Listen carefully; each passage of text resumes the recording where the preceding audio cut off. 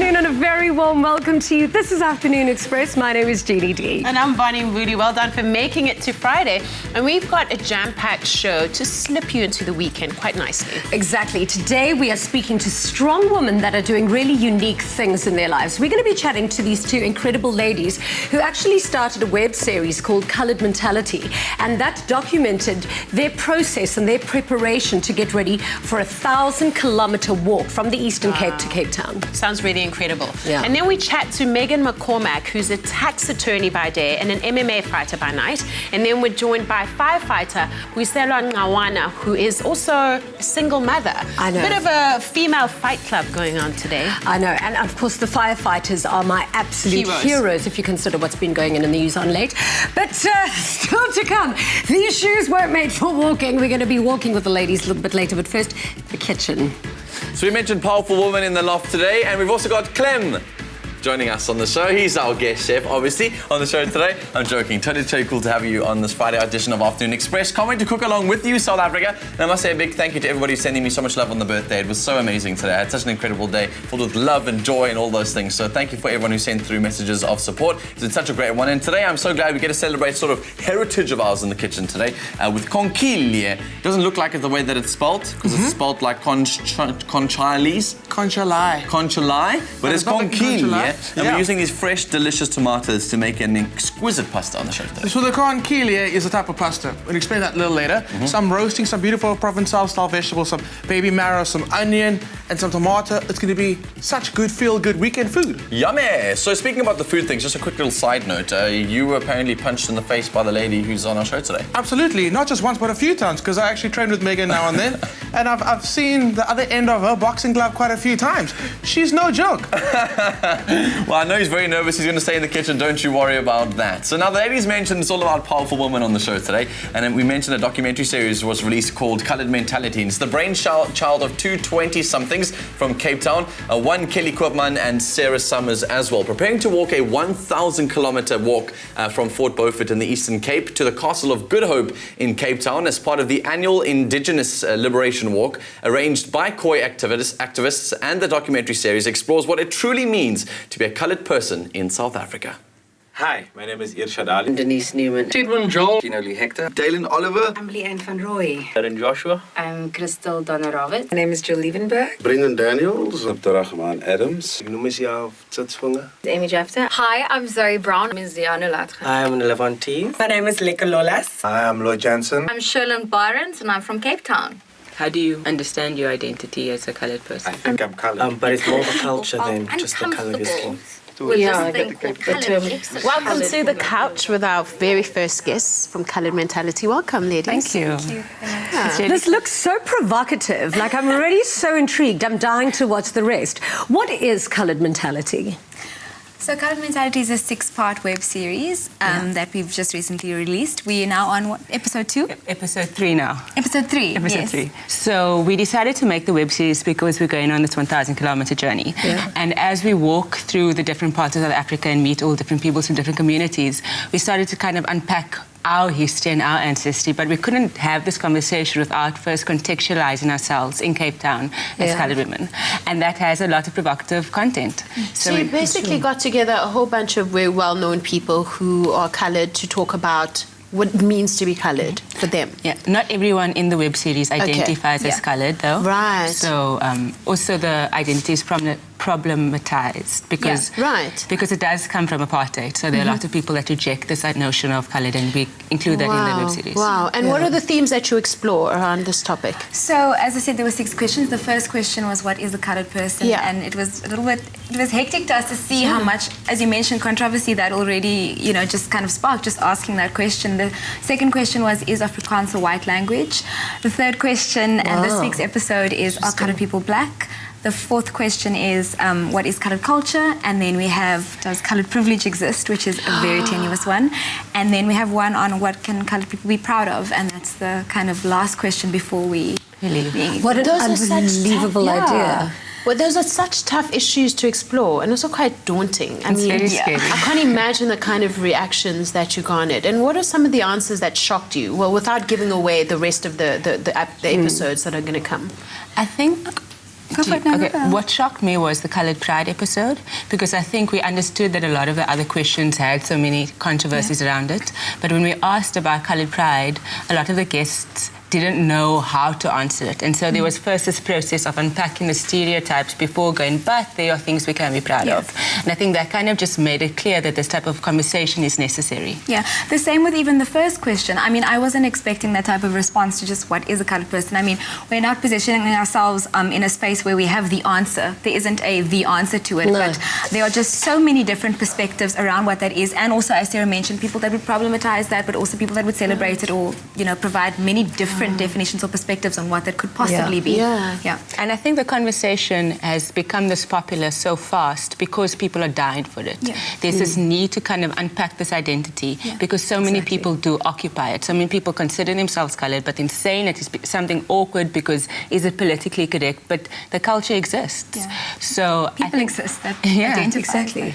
I think you're both so tremendously brave for doing something like this, and I can't wait to see more. Let's go to a quick clip so that we can get a little bit more of an idea. I think most people, when they look at me, they automatically want to know what am I, or who am I, or where am I from.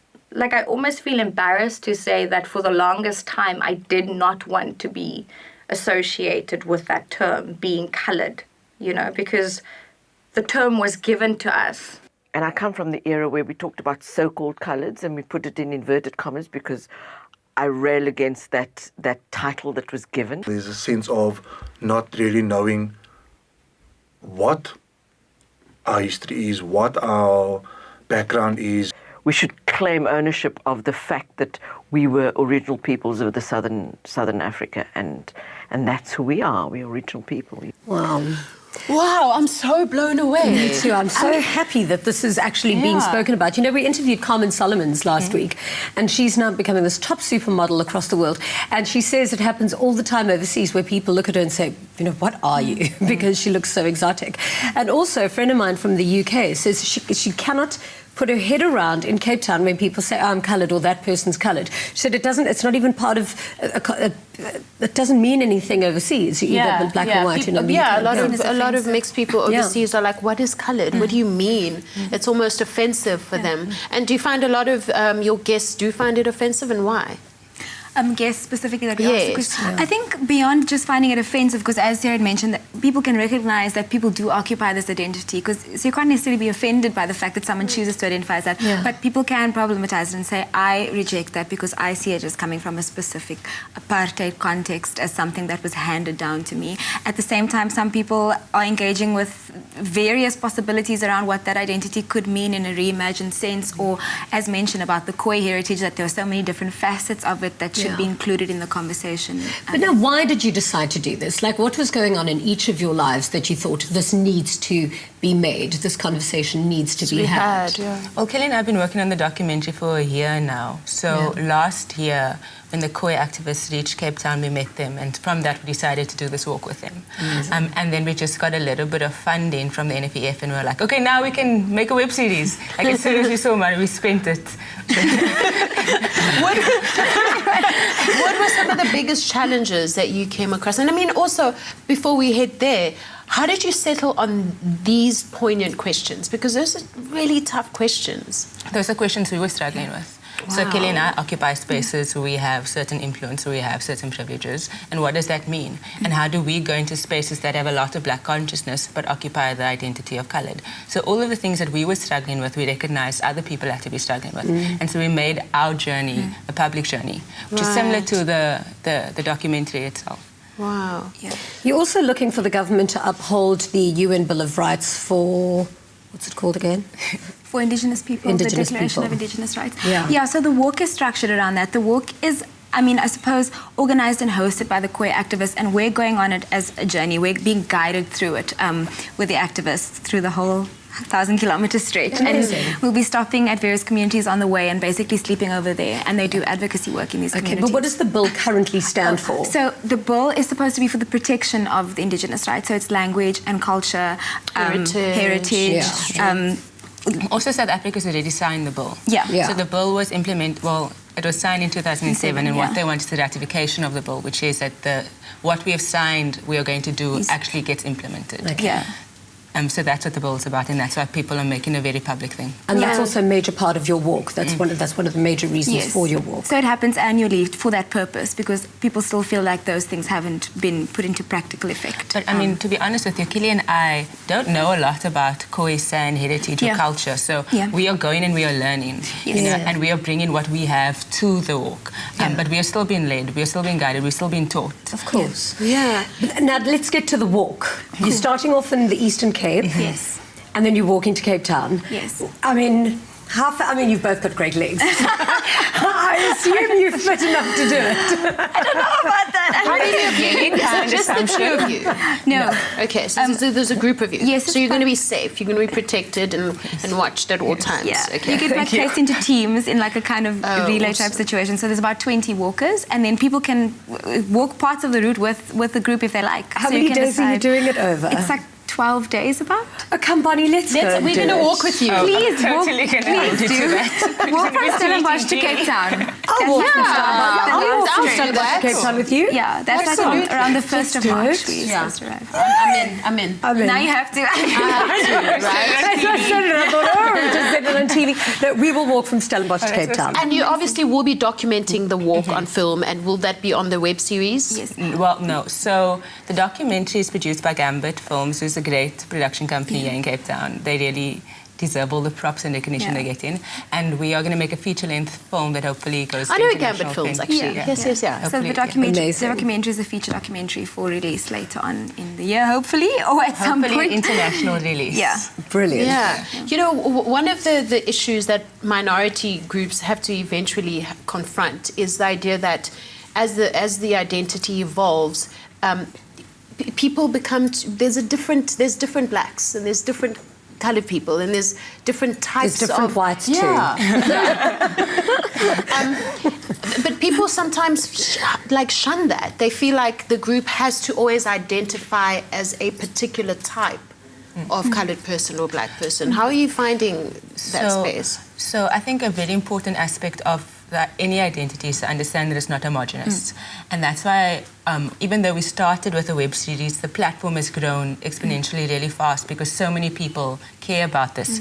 And so the page has become a space where people post various articles. There's a Dropbox that has loads of readings. People have conversations where they disagree. So it's become a meeting ground and a platform for loads of people to work this out together.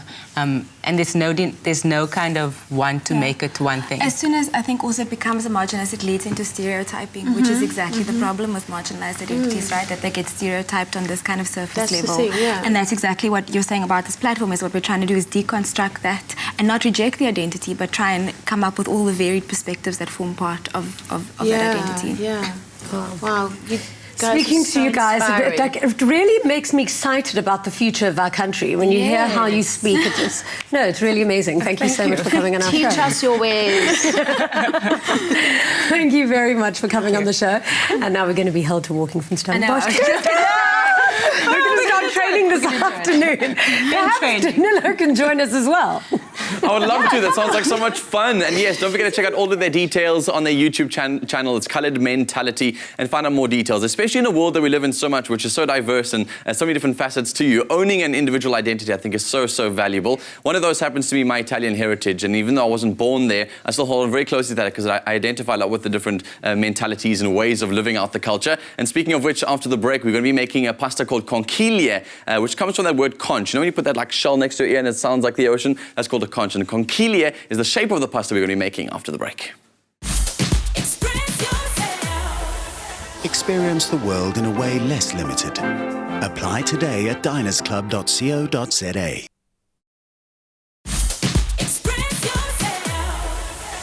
And you're back with us on Afternoon Express, and we're in the kitchen about to make you some perfect dinner suggestions on the show today. And we're going towards the sort of Mediterranean heritage today with Clem Pedro. We're making conchiglie, is our sort of pasta base, and we're using with a Mediterranean tomato, grilled tomato, which is so yum. I think that nice like freshness of the vegetables. It's an all-season kind of pasta. You can have it in the summer cold, you can have it in the winter warm. It's a super, super nice combination. So it is. Tell us more. So we're playing around with these exotic tomatoes today. Tomatoes are in season right now, and they're the best. They're going to be all year round. Okay. And these are quite some exciting little tomatoes. I mean, I've never seen some of those. Looks like little mini watermelons in there. What do you think about this guy? Looks so interesting. It looks unripened and like a watermelon miniature. It's like it actually is a little watermelon. No, it's not. It's called a tigerella. Oh. So do you want to try it? I want to try it. I'd love go. to try it. It probably tastes exactly the same, just slightly tartier, because it's tartar. It actually tastes a little meatier than a normal tomato. So stick it in your mouth. Oh wow. Very, very nice flavour. It's almost not it's as sweet as a normal tomato would be, but a lot meatier, a lot more skin. Exactly. And now we can't talk because we have tomato in our mouth. No, that's delicious. I really, really like these ones. So, are they imported? No, it's not. Okay. It's all local, which is really, really great. Never seen those before. So it's kind of like these, they're called heritage breeds. These are the original way that like vegetables used to look. So it's quite different, quite like not like this so much. But back in the day, like these were normal tomatoes. Yeah. So bringing back this heritage breed, which is amazing. And people must always think that always those ones that look too perfect have been like sort of chemically engineered and stuff. So it's really nice to see some of the, back to the earth basic ones. That's exactly what it's all about. Bigger, juicier, yummier. So let's prep them. Can I pass me on a beautiful roasting tray? There we go. So the trick is not to cut them too small because you want to know what you're eating, you want to taste it, and you want to see it. So what we've got here is our first one. I'm just going to, actually this is perfectly sized already. Well done. That goes in. These little guys, if you really, really have to, split them in half. Sometimes I like splitting them in half because that means greater surface area, which means that becomes a lot more juicier and roasted and natural flavor comes out. Okay. But these little orange ones, I love checking them in just like that. I would say just keep them whole because basically what happens is the skin on the outside obviously softens a little bit, and the minute you bite into that, it just like oozes all of that flavor out as you're sort of taking your bite. So don't be scared that they're going to explode in the thing or they're going to become too floppy. They really do keep their shape nice and you bite into them and they really just like ooze all those flavors out. Keep the juices in there. And be very careful. Have you ever had a toasted cheese sandwich with tomato? Yeah, I have, when it's so hot. And then you bite into it and thinking it's kind of fine, but then it catches you on the lip and you're like... Like how? No, I don't think I have like a fit about it, but it's just really hot. Do you not? No. It's just the tomato itself obviously retains all that heat, so just don't bite into a perfectly grilled tomato. Leave it to cool for a long time afterwards, basically. A long time, or it'll get you. Cool. So keep it quite chunky, quite rough. That's the key. Okay. Cool. Don't cut it too small because like you said, it's going to release the juice. It's going to turn into nothing, and then it's going to be a tomato sauce. And yeah, exactly. It's meant to be a tomato sauce, so I don't exactly know how this is going to turn into a sauce. It's chunky. It's rustic. Okay. Then some onion as well. Same thing. We're going to keep it nice and chunky. So this is half onion. I like cutting little fans out of it. Looks so cool. It's quite cute. It's not cute. It's also really practical. Cute. And very practical. Nice So and what happens obviously, is, red onions are slightly sweeter. Sorry, just red onions are slightly sweeter than all the other ones. So it's just nice to add colours and things. But you can use any kind of onion if you want to. As it cooks, it kind of caramelizes really well. And because you haven't cut it too fine, it's not going to burn and turn bitter. So keeping it chunky is a reason for that. And it's pretty. Cool. Little onion fans. Cool. Next thing, garlic. All I want to do with the garlic is just cut it down the middle. And add that. And that's just to infuse the flavors. Don't worry about that. You want to just infuse all those flavors in. It'll cook down so much in that oven that you won't get that really strong taste. A little bit of thyme goes in. And I'm not going to chop it up too fine. And a little bit of rosemary as well. Just cool. Beautiful flavor. Now, baby marrows. You're just throwing it all in there. Eh? Some people don't like baby marrows, but I think the reason for that is because they end up prepping it the wrong way. Yeah, it's just mushy. So a lot of times when you get baby marrows, you get it like this. Yeah, people serve them like little medallions. Don't. Yeah. Just don't. Okay? The best way to do it for me, and I think it just adds so much more flavor to it. Down the middle. No, not even. Oh. Okay, so you cut the tips off, always, and you kind of go across, and then you turn it, and you go across, you turn it, and you get these beautiful little diamond-shaped cute. That's so awesome. Pieces. And again, creating a larger surface area, that's the part that's going to caramelize, bring on natural sugar, it's going to taste a lot more. You're going to taste a lot more of the actual vegetable. I like that, yeah. So again, just cut it along, but also go crazy. Don't stick to my method of cutting them. Just don't cut them too fine because you're going to lose all the texture and all the flavor and you're going to end up with literally a sauce, which you don't want. Have you basically chosen these vegetables as your own mixture, or are these particularly good seasonal vegetables at the moment? They are seasonal, but it's a Provençal style mix. So you got your tomato in there, your marrows and your red onion, but totally mix it up. The aromatics of this are really amazing. That it really is. So good. Switch it up. Take the marrow out. Put in some brinjal. Take the tomato out. Add some pumpkin. Make it your own. It's really easy. This is a great way to clear out your fridge. Okay. So everything I got lurking in the back of the fridge that hasn't gone to mush, bring it up because you're going to roast it and liven those vegetables up all over again. Love it. I feel like we're almost there. Last few things. Some smoked chili flakes, because I just love smoked chili flakes. A little bit of spice. Obviously, you've got all that freshness going on in there. A little bit of smokiness is a good idea. And then salt and pepper, very important. I'll do the salt, you can do the pepper. Teamwork. And of course, we're going to need some olive oil. Olio di olive. Olive oil. You don't need that much. Just add about that, and then give it a good toss together. And this is going to go to the oven for. I like to really give it a good chop. So I say about 35 minutes to 40 minutes. Cool. 35 to 45. Really, at 180. So you want to see some char on there. Give it a stir, so you're making sure you're not just charring one side. Okay. Create a nice even crust.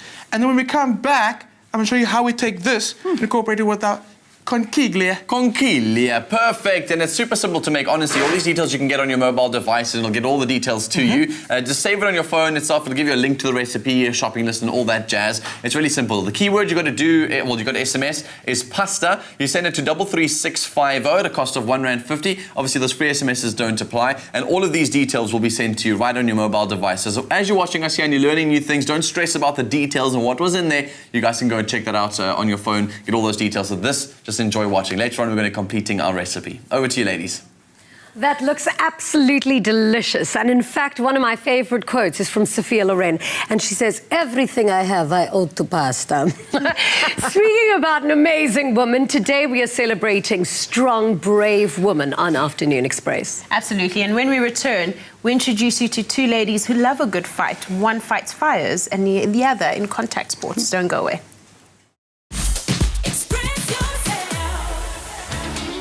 Afternoon Express is big on fashion and big on food. Follow us on Instagram to check out who wore what and find our mouth-watering recipe recaps so you can dress and dine the Afternoon Express way.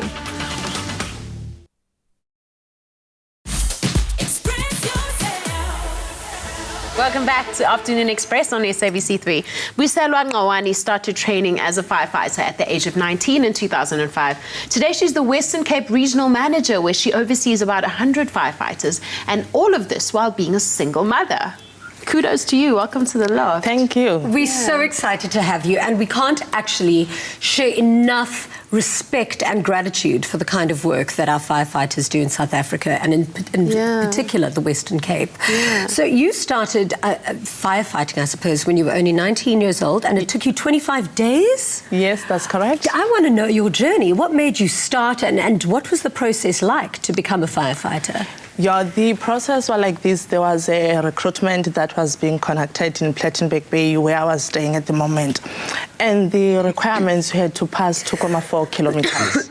As a female, you had to run it under 14 minutes. Once you've passed that 2.4 kilometers, you have to go into 40 push-ups, 40 sit-ups, all of them in 1 minute. Wow. Wait, what? 40 push-ups? It's like 40 press-ups. You press down and up 40. You all do 40 in 1 minute. Okay. Do you knew that you could do this before you went to the training, or did you just on the spot find out that you could do it? Actually, I wasn't sure if I could do it, but since I was an athlete when growing up, but I had that belief in me since I was an athlete. What's so difficult to do 40 push-ups? Then I went for it. Baby, I have so much faith in myself, but I can't do 40 push-ups in 1 minute. No, but I think it's so important. Like when you see somebody who's going to be a firefighter or a cop, a public protector, basically, you've got to be fit. You've got to be able to be strong and physically able to do it. But now, why did you want to become a firefighter in particular? Okay, actually, honestly speaking, I never wanted to be a firefighter. Yeah. What attracted me to working on fire is that working on fire is not just about being a firefighter.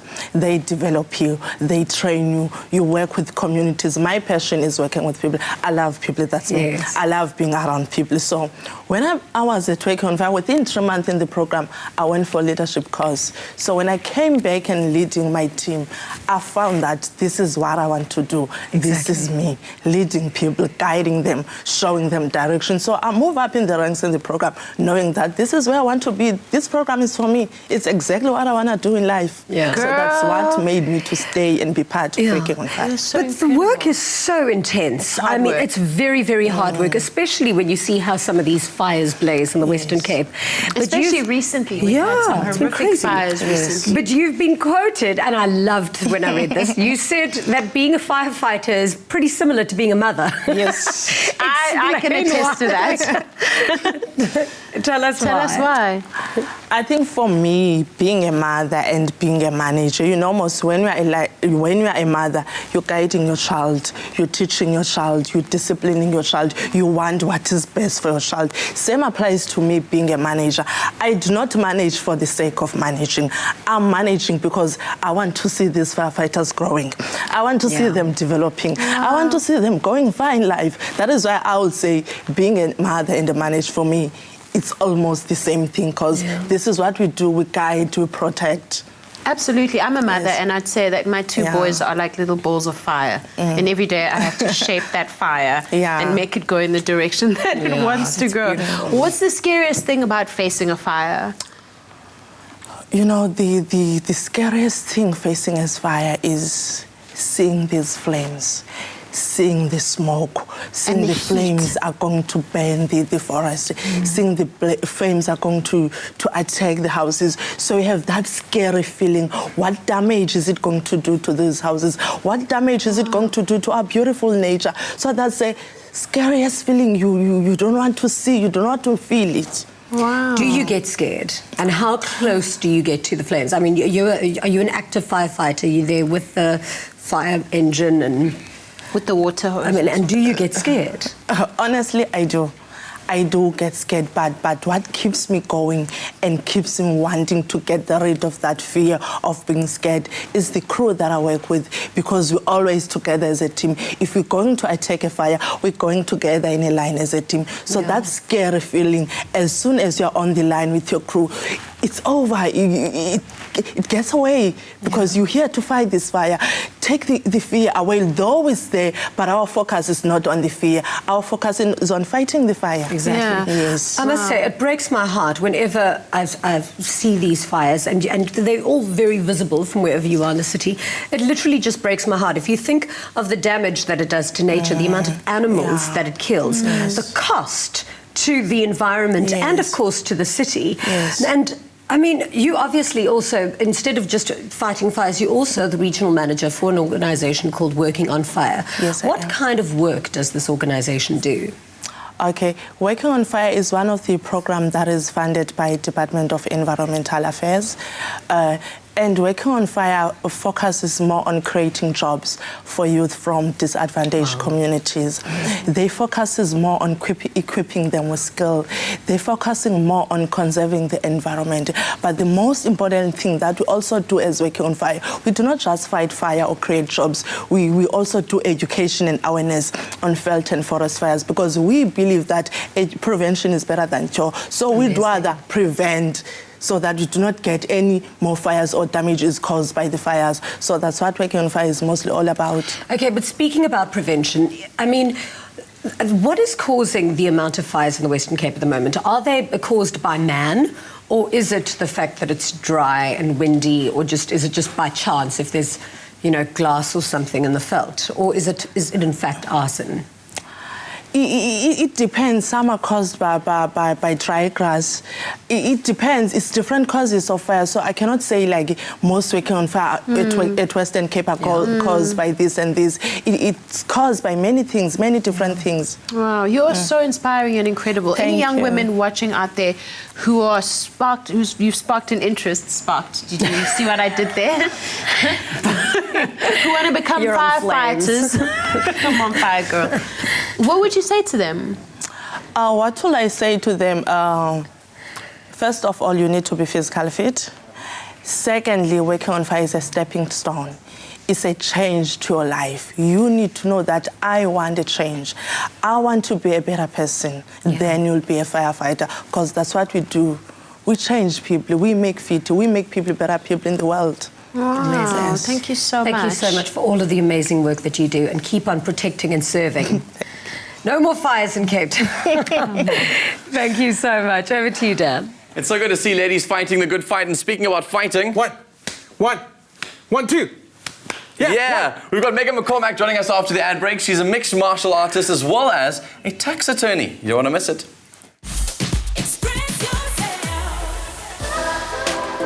Say yes to the Smart Snack.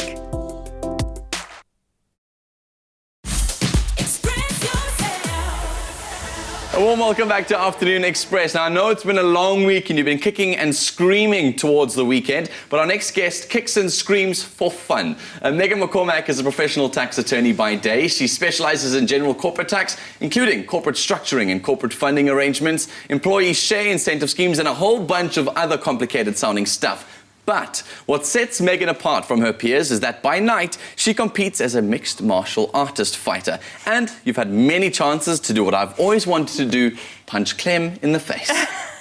Welcome to our loft. Thank you very much. How are you It's great to be doing here. Lovely, great. Very awesome. good, No thank bruises you. I'm seeing. You seem to be doing just okay for now, so the boss is happy at you at the law firm. Yes, absolutely. Although you do tend to be a little better at makeup than other people. I'm totally sure. I mean, it's such an interesting balance to find. I mean, some people might say it sounds quite obvious. I mean, you seem to have a fighting personality, getting involved in sort of the law world. I remember when I was in high school and deciding what I wanted to go and study, law was such a good thing because I love to argue and I love people so much and always having to fight a cause. What was your decision in terms of moving towards law school and wanting to study what you do?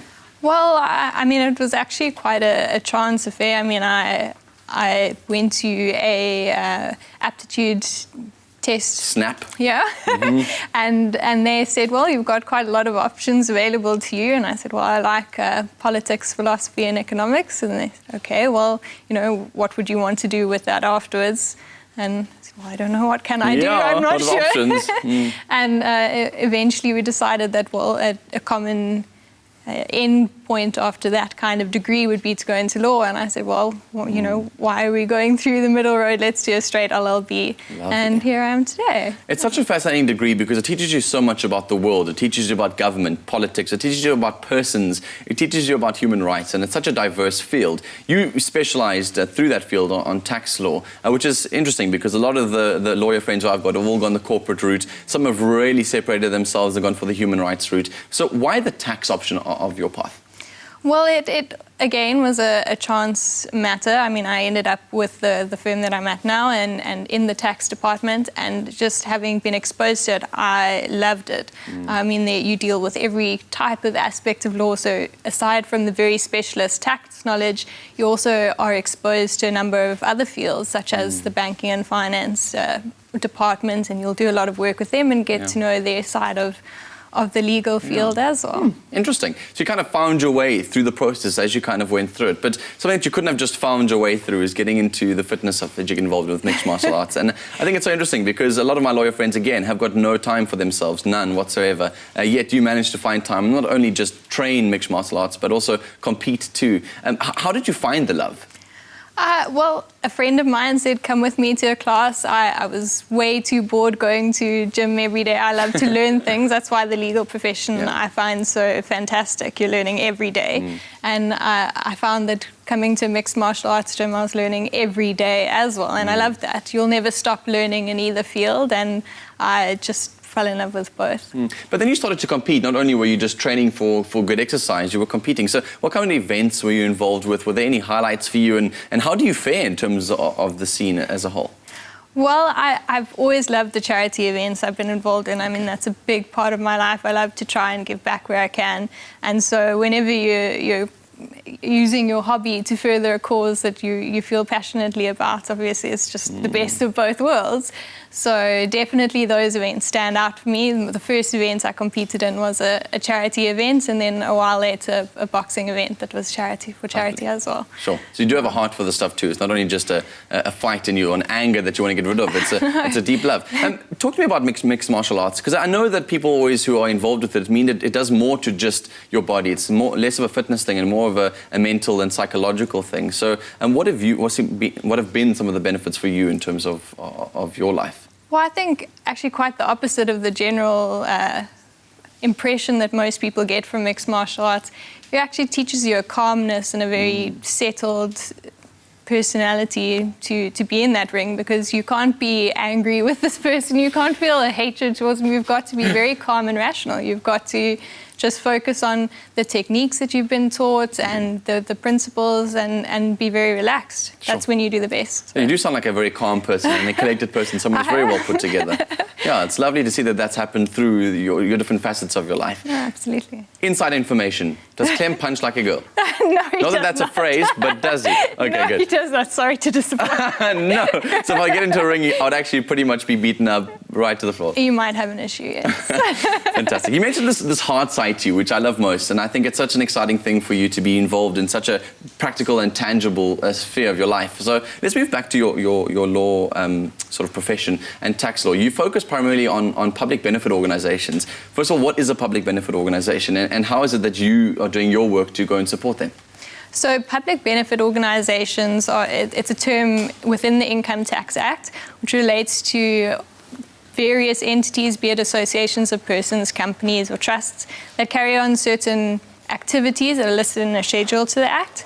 And those are activities that the government's trying to promote, so it gives a special preferential tax regime to those entities which carry on those activities. Yeah. It's quite hard work because, I mean, a lot of these organizations put all their time and energy into just doing the good work that they do. To think about these peripherals saves them a lot of money in the process. So can you give an example of how much can be saved through using the right kinds of attorneys to go and make sure that you are following the right tax regimes?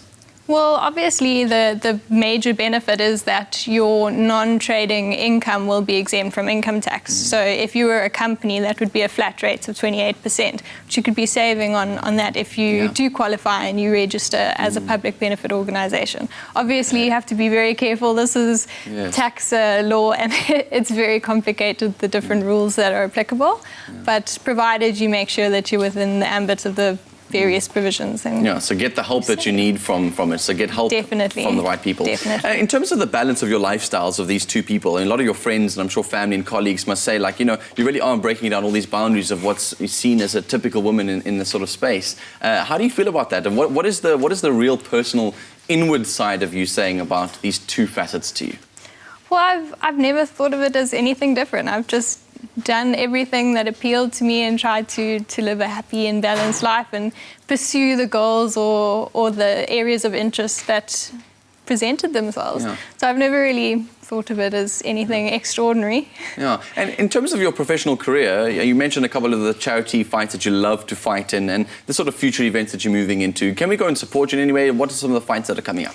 Well, there's nothing set at the moment, but definitely a little bit later in the year, I'd love to get back out there. So anything that our gym presents, so we typically do a buddy beat down, which is for charity. So keep an eye on the Pride Fighting Academy website, and for any events coming up there, I'll definitely be there. Lovely. Now, before you get off the couch, people think I'm wondering, we've got a mixed martial artist in the loft with us today. And I don't even have her teach me how to punch because I came off from before the ad break and Jeannie said to me, you really punch terribly. So please show me what the right form of a punch is and how it is that they teach in mixed martial arts to hold a fist for a punch. Sure, so if you... Are we going to stand? Yes, Okay, it would be easiest to do that. So it's very important to stand because the number one thing that people get wrong when you come to a punch is to think it all comes from your arms. Okay, it doesn't. It's actually all from your hips. So you've got to be on your toes. Right. And then you've got to throw the punch from hips. So you'll have your hands in guard, protecting your chin, and then you'll be moving your hip and moving your hand. Okay, so it's moving your hip and moving your hand forward. So the power through the body. Yes. Jeannie, I'm coming for you.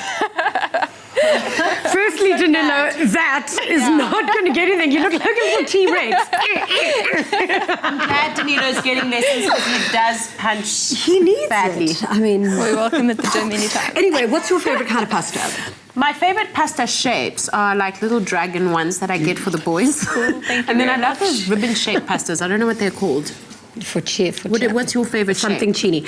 So basically, pasta is just my favourite. Just everything pasta? Everything pasta. I can have it like plain with just a nice tomato sauce and parmesan grated on it, or I can have it completely overdone with every kind of fruit, vegetable, seafood, you name it. Sauce. After the break, we commit some more carbicide. Yeah. Was that even more aggressive?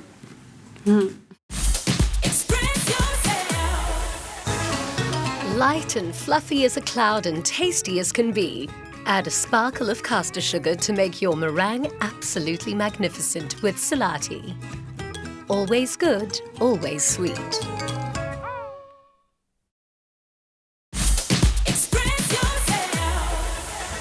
welcome. You're back with us in the Afternoon Express Loft Kitchen as we're making our delicious Italiana pasta. It's got to do with charred tomatoes. And I always say that ignorance is bliss. And today I'm very ignorant it's absolute bliss because I'm just going to pretend that this is not pasta and that it's not carbs, but it's super, super yummy. It's my favorite thing in the whole entire world. So just let's keep cooking. But don't you know, it's Friday. So you can cheat on a Friday. Yeah, like your body doesn't absorb calories on a Friday. Lovely, it's nice science. This is science right over here in Afternoon Express. You learned something. Cannot wait to get finishing off our dish over here. Those have been in the oven for 180 degrees for how long? For about 35 to 45 minutes. And they've charred up nicely over there. The sauce is developed at the bottom, looking super yum. It smells great as well because you want to smell that intense flavor of the vegetables. So, Dad. Yes. Pass me the conchile, please. Conchile. Oh my goodness, Dan. You see a CH in Italian and it's the most confusing thing for all Italians and English-speaking people because a CH followed by a vowel, I think, is a key instead of a... I don't know, I'm not Italian. Whatever. I'm not going to give you a whole lesson. I don't even know the answer, so... conchiglia, it's called that, and you kind of stole my thunder earlier. It's because it looks like a little conch. Yes. Which is a little seashell, that you put by your ear and it sounds like the ocean. Yeah, bo. But I reckon you should not be sticking these in your ear. In your mouth is where they should go. Maybe, yes. Not to get confused with the pasta that looks like an ear, called orecchiette. How's that for Italian? Wow, fancy. Yeah. I've been I can't Googling. even correct you because I don't even know if that's a thing. So I've been Googling. Okay. So, what she's serving is cold today because it's really hot outside, but this is perfectly served as a warm dish. Yeah. So what I've done is I cooked my pasta, drizzled it with some olive oil, let it chill, save the vegetables, let them cool slightly, and I think, let's just be honest, like no one wants a piping hot. Maybe you do want a piping hot plate of pasta anytime. You can, because you can have this piping hot as well, so don't forget. Yeah. But you do want to throw those cool down vegetables on top of it. It's almost like a side pasta salad. And what's so great about cold pastas is that you can just keep them for like lunch the next day. Put them in a Tupperware and you've got the perfectly portioned lunch for yourself for the next day. Yeah, let's go. So, next thing, I've got this beautiful olive pasta sauce that I get from Woolies. Lovely. It's also intensified with a lot of flavors we have going on in our little dish. The onions, the garlic, the tomato, and olives. And we know olives are a great addition to any pasta sauce. So, we're going to use a very precise amount. Okay, which is as much as you want. Okay. Okay, that much. This is really intense, and this actually stirred through the pasta is a sauce on its own. And it's cooked in itself, so the pasta itself will be cooked like that. It doesn't need to be heated up over the stove or anything. You just absolutely it. not. So Dan, will you do me a favor? Will you carefully, which is a word we never use in the kitchen, with the two of us. Start to portion these in. To start adding them to the dish. And like I said, there's a bit of a liquid that's formed at the bottom of the dish. You want that all, because that's also, basically think of it like a vegetable stock. Yeah. It's got all the flavors actually in that sauce at the bottom. So don't waste that. Over. Just going to drizzle that over. There we go. Oh, but the minute that these vegetables hit that olive, you can just smell the olives immediately. Even though it's chilled slightly, it's still really good. So now, I'm going to go for some pecorino. We normally go for Parmesan. I like the flavor of pecorino. It's a little sharper than normal Parmesan. Goes really well with these earthy roasted flavors we have going on in the pasta. Can I go? Yeah. Go with this pecorino. So now, you're adding a lot of different flavors into this dish as well, which is typically Mediterranean. One of the things that you can sort of sneak in here would be some kind of seafood. You can, but you know the rule about seafood and cheese. Oh yeah, you just don't do that. Before the cheese, Clem, is what I'll say. Yeah, no, in the pasta dish, it's actually like, you could get like in serious trouble if you start adding cheese to a seafood pasta dish. The mama's going to pop out of the cupboard and she's going to slap you. And I'm not messing with the mafia again. Okay, so let's You've not. seen my rings on the show, you know. Dad, I saw you win that in the 2-rand machine during the break. Just calm down, okay? Cool, that's enough. That's enough. Cool. No, you can never have enough cheese. You can never have enough cheese. Mad. So look, we're going to finish it off with a little bit of fresh black pepper. Olio di olive? Yes, you can. Woo, just okay, cool. Okay, cool. Bring it. There we go. Dan, I want to give it one last little toss. Yummy. And Dan, what do you think about that? The combination of flavors in this is probably one of my favorite pasta dishes you've made in a very, very, very, very, very long time, because it's really got that sweetness from the tomato. It's got that like sort of charred flavor of the actual grilling of those things. All the different mixes of vegetables. You've kind of made vegetables worth eating. There's a lot, exactly. There's a lot of vegetables to the ratio of of the pasta to vegetable, which is very important. Yeah. And kind of tell yourself it's Friday. You're going to eat this tomorrow morning. You go to gym, right? You're going to do that hike, right? The one you wanted to do since 2012. You're going to do it tomorrow. Are you not?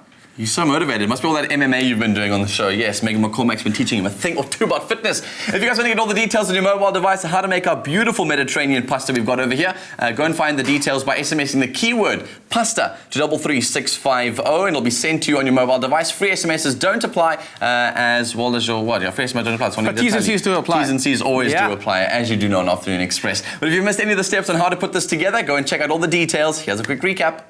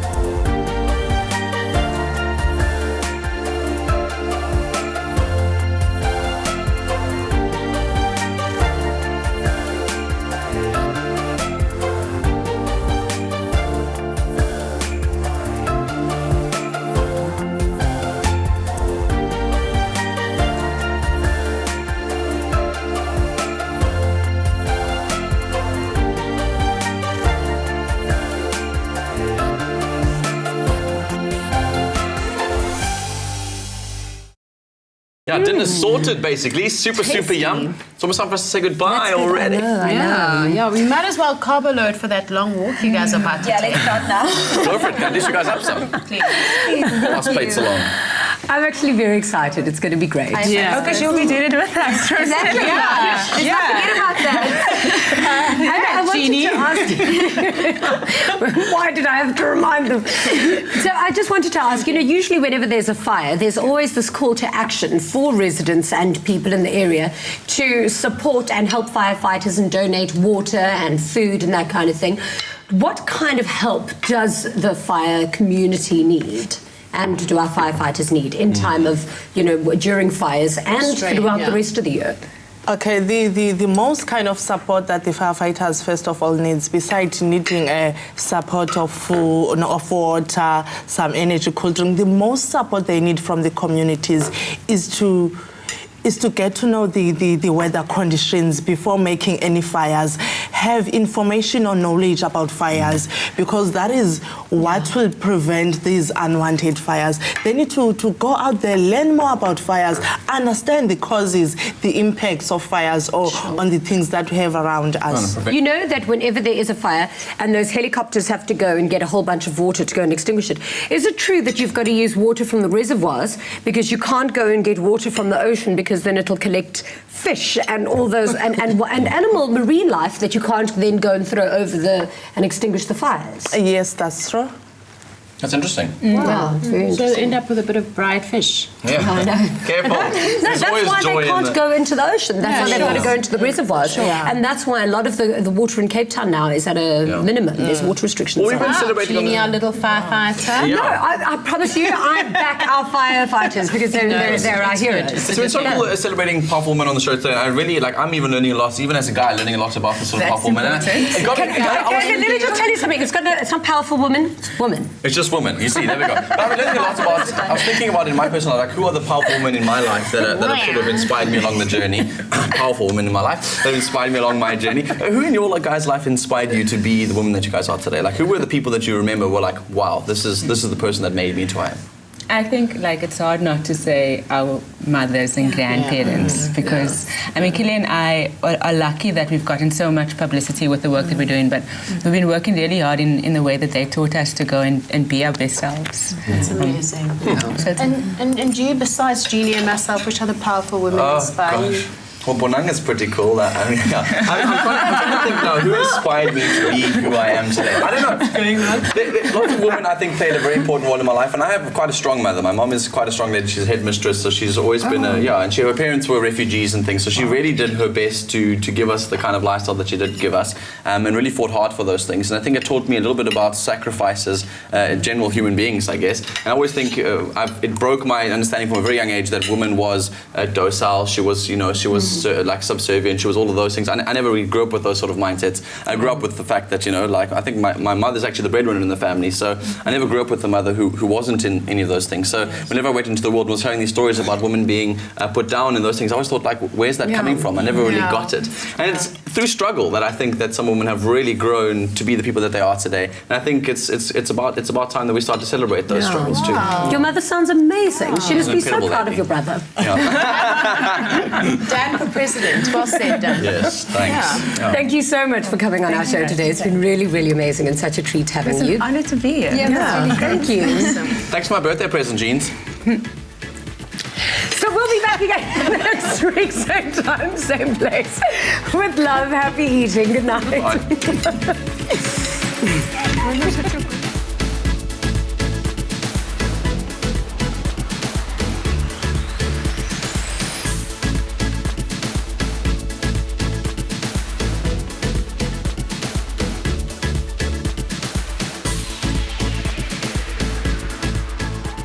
Another feel-good production.